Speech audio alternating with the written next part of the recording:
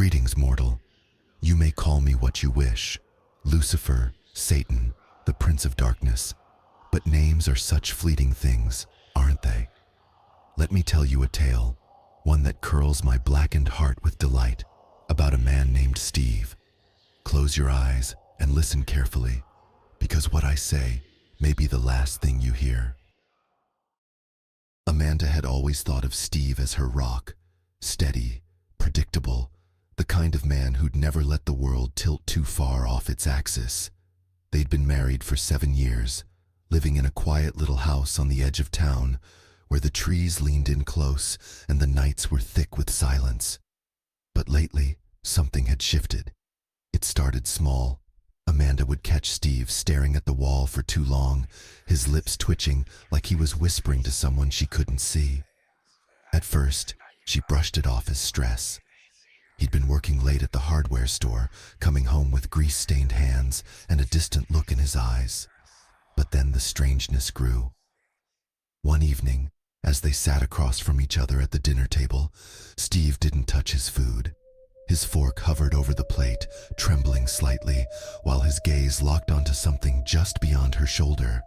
Amanda turned, expecting to see a moth fluttering against the window or a shadow cast by the flickering light bulb. Nothing. Just the empty kitchen, the hum of the fridge, and the faint creak of the house settling. When she looked back, Steve's head was tilted at an unnatural angle, his neck bent like it was about to snap, and his mouth stretched into a grin that didn't belong to him. It was too wide, too sharp, like something had clawed its way into his skin and was wearing it wrong. "Steve?" Her voice came out small, fragile. He didn't answer. Instead, he let out a low, guttural sound, half laugh, half growl, that made the hairs on her arms stand up. The fork clattered to the table, and he stood abruptly, his chair scraping against the floor. He shuffled out of the room, his movements jerky, like a puppet with tangled strings, and disappeared into the dark hallway. That night, Amanda barely slept. She lay in bed, listening to Steve's breathing beside her, except it wasn't his breathing. It was too slow, too deep, punctuated by faint wheezes that sounded like words she couldn't quite make out. When she dared to peek at him, his eyes were wide open, glinting in the moonlight, staring straight at the ceiling. She whispered his name, but he didn't blink. He didn't move. And then, just as she started to drift into an uneasy sleep, she heard it. A voice, soft and rasping, coming from his side of the bed. "Amanda, he's not here anymore." The next morning, Steve acted as if nothing had happened. He kissed her on the cheek, made coffee, and left for work whistling. But Amanda knew something was wrong. The man who came back to her wasn't Steve. His eyes were wrong, too dark, too hollow, and his smile carried an edge that made her stomach twist. She started watching him closer, noticing the way he'd mutter under his breath when he thought she wasn't listening. Words that sounded like a language she'd never heard. She found scratches on the bedroom floor one morning, deep gouges that hadn't been there before, and a faint sulfur smell lingered in the air. It wasn't until she caught him standing in the backyard at midnight, motionless under the moon, his head thrown back and his mouth open like he was drinking the darkness, that she knew the truth. Steve wasn't just acting strange. Something had taken him, something old, something hungry, a demon. Desperate, Amanda turned to the only person she could think of, Father Daniel, the priest at the little church on Maple Street. She'd never been religious, but she'd seen the way people whispered about him, how he'd helped others with things they couldn't explain. When she showed up at his door, pale and trembling, clutching a photo of Steve that she'd found torn in half, Father Daniel listened. His face darkened as she spoke, and when she finished, he nodded once, his voice steady but grave. "I'll help you. We'll drive it out. But you need to be ready, Amanda. This won't be easy." The night of the exorcism arrived like a storm rolling in, heavy, inevitable, and crackling with tension. Father Daniel arrived at Amanda and Steve's house just as the sun dipped below the horizon, casting long, jagged shadows across the yard.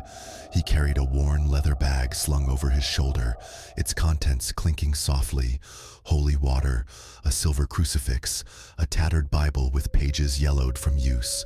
Amanda met him at the door, her hands twisting together, her eyes darting toward the living room where Steve sat. He'd been there for hours, slumped in the armchair, staring at the blank TV screen with that same awful grin plastered across his face. The air in the house felt thick, oppressive, like it was pressing down on her chest. "He hasn't moved since noon," Amanda whispered, her voice barely audible. "He just sits there, and sometimes he laughs, but it's not him." Father Daniel's jaw tightened as he stepped inside. He set his bag on the kitchen table and pulled out a vial of holy water, his movements deliberate. "Stay close, Amanda, but don't interfere no matter what you see. It'll try to trick you, scare you. It feeds on fear." She nodded, though her stomach churned with dread. They approached Steve together. Up close, he looked worse than ever. His skin was sallow, almost translucent, with dark veins spidering across his neck and hands. His head lolled to the side as they entered the room, and his eyes snapped to Father Daniel, pupils blown wide and black, swallowing the whites entirely. "Priest," he hissed, the word dripping with venom, his voice layered with something deep and unnatural. "You think your little toys will save him?" Father Daniel didn't flinch. He raised the crucifix and began chanting in Latin, his voice steady and commanding. "Exorcizo te, omnis spiritus immunde." The air grew colder with every word, the lights flickering overhead. Steve, or whatever was inside him, snarled, his body jerking upright in the chair. Amanda stifled a scream as his head twisted sharply, too far, bones cracking audibly, yet he kept grinning. The priest splashed holy water across Steve's chest, and the room erupted. A guttural roar tore from Steve's throat, shaking the walls as his body convulsed violently. The armchair rocked, its legs scraping gouges into the hardwood floor. His hands clawed at the air, nails lengthening into sharp, blackened points. The demon was fighting back. "You can't have him!" it shrieked, its voice splitting into a chorus of screams, some high and piercing, others low and guttural. "He's mine!" Father Daniel pressed on, his voice rising over the chaos. He pressed the crucifix to Steve's forehead, and the skin there sizzled, smoke curling upward as the demon howled. Amanda clutched the wall for support, her knees buckling as the room darkened, shadows twisting into shapes, clawed hands, gaping mouths, reaching from the corners. The smell of sulfur choked her, and she gagged, tears streaming down her face. Steve's body arched impossibly backward, his spine bending until his head nearly touched his heels. And then, with a sickening snap, it flung forward again, his mouth gaping wide.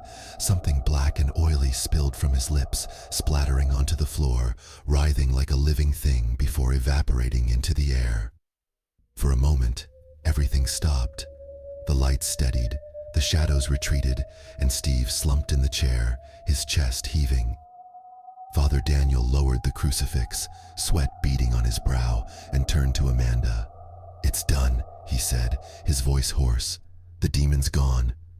Amanda rushed to Steve's side, sobbing as she touched his face. His skin was warm again, human, and his eyes, clouded but familiar, fluttered open. "Mandy?" he croaked, his voice weak but his own. She hugged him tightly, relief flooding through her, drowning out the lingering terror. Father Daniel packed his things and left with a quiet warning. "Watch him. Sometimes they leave traces." That night, Steve slept soundly for the first time in weeks, his breathing soft and even beside her. Amanda lay awake, staring at the ceiling, replaying the exorcism in her mind, the screams, the shadows, the way the demon had looked at her through Steve's eyes. But it was over. It had to be. Eventually, exhaustion pulled her under, and she drifted into a dreamless sleep. The days that followed the exorcism were a fragile kind of normal. Steve was back, really back, cracking his dumb jokes over breakfast, humming off-key while he fixed the leaky faucet in the bathroom. Amanda watched him closely, searching for any sign of the thing that had stolen him, but there was nothing. His eyes were clear, his smile soft and familiar. The house felt lighter, the air cleaner, as if the demon had taken its suffocating presence with it. Father Daniel called once to check in, and Amanda assured him everything was fine. She wanted to believe it. She needed to. But sleep didn't come easy. Every creak of the house, every rustle of the wind outside made her heart stutter. She'd lie awake beside Steve, listening to his steady breathing, convincing herself it was over. The scratches on the floor had faded. The sulfur smell was gone. Surely that meant they'd won. Still, she couldn't shake the memory of Father Daniel's parting words. Sometimes they leave traces. She told herself it was just paranoia, the aftershock of trauma. Steve was fine. They were fine, until the night she woke up. It was past midnight when Amanda stirred, a cold prickle crawling up her spine. The room was silent, too silent. No crickets chirping outside, no hum of the heater, just a void of sound that pressed against her ears. She reached for Steve, needing the warmth of his arm to anchor her, but her hand met empty sheets. Her eyes snapped open, adjusting to the dim glow of moonlight filtering through the curtains. The bed was cold where he should have been. "Steve," she whispered, sitting up. No answer. Her gaze darted around the room, empty. The door was still closed, the window shut tight. A flicker of movement caught her eye, and she froze. Slowly, dread coiling in her gut, she tilted her head upward. Steve was there, on the ceiling. He sat cross-legged, impossibly still, his body pressed flat against the plaster, as if gravity had forgotten him. His head hung down, chin tucked against his chest, but his eyes were open, wide and unblinking, locked on her. They weren't his eyes anymore. They were black voids, glistening like wet ink, and they bore into her with a quiet, malevolent glee. His mouth stretched into that grin again, too wide, too sharp, splitting his face in a way that made her stomach lurch. A low, wet chuckle bubbled from his throat, echoing in the stillness. Amanda couldn't scream. Her voice lodged in her chest, trapped behind a wall of terror. She scrambled backward, pressing herself against the headboard, her hands trembling as she clutched the blanket. Steve, or whatever he was now, tilted his head slowly, the motion deliberate, unnatural, like a spider sizing up its prey. A thin line of drool dripped from his mouth, falling to the bed with a soft plink. The air grew heavy again, thick with that familiar sulfur stink, and the shadows in the room began to twist once more, curling toward her like fingers. "You thought you could banish me." The voice wasn't Steve's. It was deep, layered, scraping against her skull. "I let you play your little game. I wanted you to hope." His body shifted, limbs unfolding with a series of sharp cracks as he crawled across the ceiling, moving closer, his head still dangling at that sickening angle. "He's still in here, you know, screaming, begging for you."